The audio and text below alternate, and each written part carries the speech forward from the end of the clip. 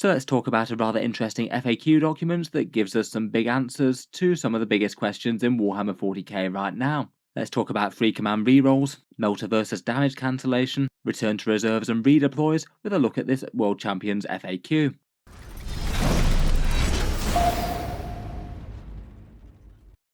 Hello and welcome back to Auspex Tactics, where today we're talking about a rather interesting 40k FAQ update that's maybe a little bit different to Games Workshop's core offering, but could be one that fills quite a badly needed gap for some players out there.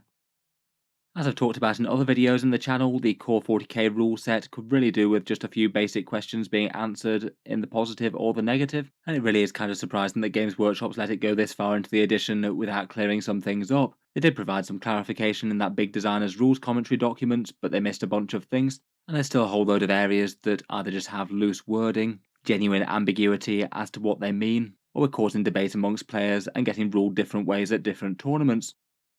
Today in an FAQ download we've perhaps sort of got that, a short document that functions as a core rules FAQ for the game of Warhammer 40k in general, though technically speaking it's not 100% official from Games Workshop's core rules, it's technically an event FAQ, but it is the event FAQ for the Warhammer World Championships, Games Workshop's biggest and most official Warhammer 40k event of the tournament calendar. And this one's the one where basically they give you the chance to win entries to this via placing highly in a whole ton of events all around the world. It basically means it's the headline showcase piece for Warhammer 40k and how Games Workshop want it to be played at a competitive level, and perhaps could be seen as more important than any one of their grand tournaments, given that this one is supposed to be made up of the sum total of other things out there. It does seem that they agree with me and quite a bit of the community that there are these questions that need answering, so they have produced an FAQ document that's really quite a short, sweet and good one in my opinion. Literally just one page of simple yes and no answers that can put a whole bunch of rules debates to bed. And while maybe there's a couple of rulings that I don't like, I think for the most part they seem very sensible. And I feel like while we are waiting for Games Workshop to make some sort of official FAQ to the game, it probably makes sense to use these in the interim. It's not impossible that a few could get round to being changed or updated in one way or another when Games Workshop does take a second look at them, though I'd suspect that the vast majority of these rulings will eventually stand. There are some things that I'd consider pretty big and important in here, so let's jump through the rules one by one. First up, there's the one about free stratagems and command point rerolls. As I mentioned in previous videos, it's perhaps just not entirely obvious that the command point reroll does target a unit that you can get for a free battle tactic stratagem for 0 CP with a captain or something. Technically the bit about the command point reroll targeting the unit is sort of buried within the designer's commentary and referring to something else completely when they're talking about it. After you guys mentioned that to me in the previous video, it does seem that that's heavily implied for what it should be played as, but the event organisers seem to have thought that it was still enough of a grey area that it did need an FAQ, and have basically just clarified that yes, if you use a command point reroll for the unit in question, it does count as targeting that unit, so you can get that free with a Space Marine Captain's battle tactic stratagem, for example. That seems sensible to me. I think that the intention of that seemed kind of clear, but good to have quite a clear, simple ruling on it. Next up, there's a clarification on Melta weapons and how they work in terms of applying their damage to the enemy target. I think that this technically isn't a rules change and it was the way that it was supposed to work before, though it is a bit of a weird one and they do just uphold the way that it works in a bit of a strange way compared with previous editions. The FAQ states that the Melta characteristic, where you could say add +2 damage to your weapon for being within half range, that does count as just any other modifier within the normal sequence of modifiers, something that's set out by the designer's commentary document. And the way that modifiers work is that first you make any replacement to the modifier number if there is one, say for example reducing the damage characteristic to 0 if the enemy's got a rule to do that for one shot. Then you do any multiplication or division type modifiers, then any addition or subtraction type modifiers, then any remaining fractions after all that get rounded up, so a 0.5 would become 1 for example. The way that this is a bit unintuitive for melters is that say if you shoot a melter weapon at a Rogue or Dawn battle tank, that's got an ability that can change the damage characteristic to 0 once per game. If you did that against a melter weapon within half range, technically it changed the damage characteristic of the melter weapon to 0, but then as the modifier to add and subtract comes after that, you still get the +2 damage, so the melter would still do 2 damage even against the Rogue or Dawn special rule.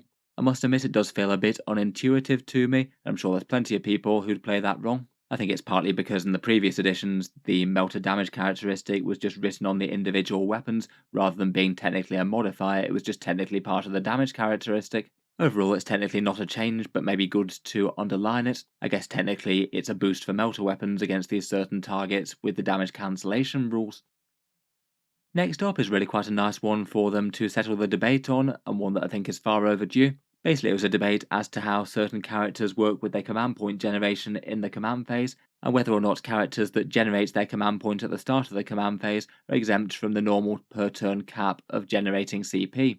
In general, in 40k you can only generate an extra command point once per battle round regardless of source, and that's in addition to the one that you get at the start of the command phase, just as per normal as per the core rules. The way that in addition rule was worded though kind of left it a little bit open to interpretation as to whether these characters that generated their command points at the same step would also be exempt. I feel like the intuitive answer was definitely no to that, given that they're generating command points in the turn, and the main rule was clearly referring to the single command point that you generated for free. It did maybe feel like a little bit of rules lawyering trying to get it to be justified the other way to me, to be honest.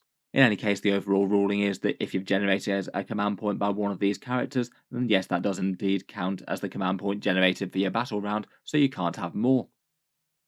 Next up, there's a couple of clarifications as to return to reserve. This one maybe just being a minor clash on the rules between strategic reserve and units that can potentially trigger it on battle round 1. There's a fair few units in the game that gets to disappear at the end of your opponent's turn and come back onto the board in your own next movement phase reinforcement step. Not all the rules are worded the same way. Some of them literally just say you go back into strategic reserve and leave it at that.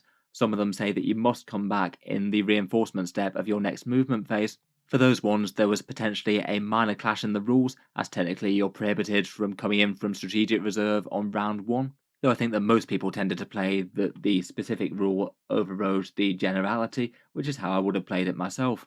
These FAQs just basically confirm that you can use it to come down battle round 1. Say for example, if your opponent went first, some of your units disappeared into strategic reserve and then had to come back in the next reinforcement phase, and then that meant in your own turn 1 they would come back in your reinforcement phase, so essentially kind of getting a turn 1 reserve set up for you. As mentioned, it's not all of these rules that work like this, a few of them are slightly differently worded, but it could be potentially interesting for a fair few of these units, taking up some positions in the midfield really quite early. Perhaps one of the most surprising rulings out of this set was one about infiltrators and redeploys. The FAQ in question being if a unit with the infiltrator's ability uses an ability that allows it to redeploy, can it make use of the infiltrator's ability when redeploying? It'd affect things, say like the Space Marine Phobos captain that allows you to redeploy 3 Phobos units in your army, or alternatively opt to put them back in strategic reserve. It's definitely a bit of a blow to these kind of rules if you did have Infiltrate, as it means that you can't suddenly have a unit go super aggressive, or potentially pull your units back a bit further but still remain it in the midfield. You'd either have to choose between the previous infiltrated position where you deployed it originally, or put it all the way back in your own deployment zone and no in between. Overall, it definitely makes this rule a fair bit less flexible and a bit less powerful, which maybe is a bit of a shame perhaps. There's not really all that many units in the game that can both redeploy and also have infiltrate as well, so I'm not sure exactly how many problems it was causing. Next up, there's one about Strands of Fate and Miracle Dice and rerolls. The abilities stated that they occur before making a dice roll, and maybe it wasn't entirely clear whether or not that dice roll could be a reroll or not, or whether it had to be the first dice roll. Whether you get the option to sub in the dice before the reroll is quite a big deal, and perhaps particularly so for Eldari, as in their current index they get to get some big rerolls with the hit rolls and the wound rolls on literally everything via their battle host. So if you can sub in Strands of Fate dice for rerolls, then it's quite a big deal. It could mean, for example, say if you've got an Eldari devastating wound weapon, you get one hit with a D cannon on the enemy unit, and you're thinking about using a Strands of Fate dice to lock in the auto 6 for devastating wounds. This would now mean that you'd get to roll the dice innately to see if you get that 6 naturally, and then when you make your battle host rerolls, you could then choose to throw in the automatic 6 if you'd like to. I'm genuinely a little bit uncertain as to how Eldari players were playing this one before, so feel free to let me know down in the comments below. It does seem that this is deciding on the more powerful version of the rule for Eldarian sisters though. Not necessarily going to matter all the time, but being able to see whether or not you make a hit roll or wound roll or not before throwing in the valuable resource is something that could definitely make Eldari Fate dice go quite a lot further. While most of these FAQs and clarifications I think are generally quite good, I feel like they have made maybe one major error with this one, which is trying to settle the ignores modifiers debate versus weapon characteristics. Not that many units in the game have rules that ignore modifiers. Mortarion and Trajan Valoris are perhaps some of the biggest and most important examples, but there was a bit of a debate as to how far that ignores modifiers thing went, and whether or not it affected things like their attack characteristics once they'd already rolled the dice on their core profile. Once the dice goes on to be an attack dice after that, is it still immune to any and all modifiers bar armor saves? Say for things like damage reduction abilities like -1 damage, which is really quite a big deal against some targets, or things that worsen the AP of the weapon like Armor of Contempt, which is different to things that improve armor saves. This ruling, though, I feel like perhaps misses the point of the debate, and if you go by it, then it just feels like they've gone a bit heavy-handed and broken a lot of things that they probably didn't intend to. The FAQ here states that these abilities don't allow them to ignore modifiers to characteristics of weapons equipped by the models, which would certainly imply that the rules don't allow them to get around damage modification or armor of contempt, but also sort of break the whole rules to start with, given that weapon characteristics now have things like weapon skill, ballistic skill, and their strength and things recorded on the unit's profile. So basically anything that modifies ballistic skill, or weapon strength now won't work. It still will work for things like modifiers to hit rolls and wound rolls and things, seeing as they're rolls made for the unit as opposed to changes to their characteristics, I guess. But given that enemy unit debuffs work in different ways, just feels like they're going to arbitrarily exclude half of them now. Probably could just do with a little bit more work. I guess it still will work against things like stealth and things, but just feels like when they've made this FAQ, they've perhaps gone against the actual wording of the rules as written and sort of overstepped clearing up ambiguities. Maybe could use a little bit more work, but I guess it does just heavily imply that the armor of contempt and damage reduction things shouldn't be ignored by these models. Next up, there were some clarifications for transports and reserves, the question being whether or not units can get out of transports after they arrive from reserve, something that felt like they intuitively probably shouldn't be able to for me, but rules as written it did seem to be a rather grey area. To my mind, the vast majority of the movement would happen in the regular movement phase, and then reserves would only come on after all of that's done with, so it implied to me that you probably wouldn't be able to disembark, but the rules on disembarking maybe didn't really lock it down to which part of the movement phase it could happen in, hence the debate about this as to whether or not units can get out. It also meant that if units could get out after a reserved arrived transport, then you could set up some very close charges, like say get out within 3 inches and then set up a 6-inch charge on the enemy. But if Games Workshop are just ruling that you can't get out of a transport, then that question goes away. I guess bad news for transports if you were playing them that way. I feel like the majority of people would probably have been playing how Games Workshop has ruled here though. For another minor transport case, there's a couple of clarifications to transports and one-shot guns, things that might have been a bit of a rules oversight when they had these one-shot weapons that aren't really part of the core rules, and how they interact with the firing deck rule which counts the weapon as being shot by the vehicle. If you looked at the rules from a very technical perspective, you could maybe try to get more than one shot out of the one-shot weapons, but I did really feel like just trying to abuse the rule really. They basically just put 2 FAQs which make it work as you'd expect. If you've used it already, then you can't use the one-shot weapon via firing deck, because you've already used it of course. And if you use the one-shot weapon via the firing deck, then yes, the unit inside the transport counts as having shot that gun. There aren't many things that are relevant from this, maybe things like the Gene Stealer Cult demo charges inside trucks perhaps. Finally, just a few other bits of some slightly greater or lesser importance. There's a few rules out there that mean that you have to take a battle shock test if you've taken any casualties or are below full strength, like Chaos Knights and Death Leaper. They just underline that you don't have to take 2 battle shock tests if you happen to be also below half strength as well. That one seems intuitive, though probably good to remove any sort of ambiguity so people couldn't claim that you had to take 2. There's one for big guns never tire and pistols. They confirm that these can only be used to fire in their own shooting phase in situations they wouldn't normally be able to shoot, so it basically means that big guns never tire and pistol rules can't be used to fire Overwatch when they wouldn't normally be able to if they didn't have them. Kind of an interesting one, that one. Means that if you've got a big scary vehicle with massive Overwatch that's locked up in combat with something trivial, it won't be able to Overwatch at all. Again, I can see that one as one that might be played differently to that if people were just playing by intuition. There's one about units that have counted have made a move due to an effect or an ability, but that counted as making a move doesn't work for triggering other things that key off it. I guess that could affect things like getting out of transport, triggering reactive movement abilities, so it means that you might not be able to trigger those by units that got out of transports. Could be big for certain niche interactions, that one I suppose.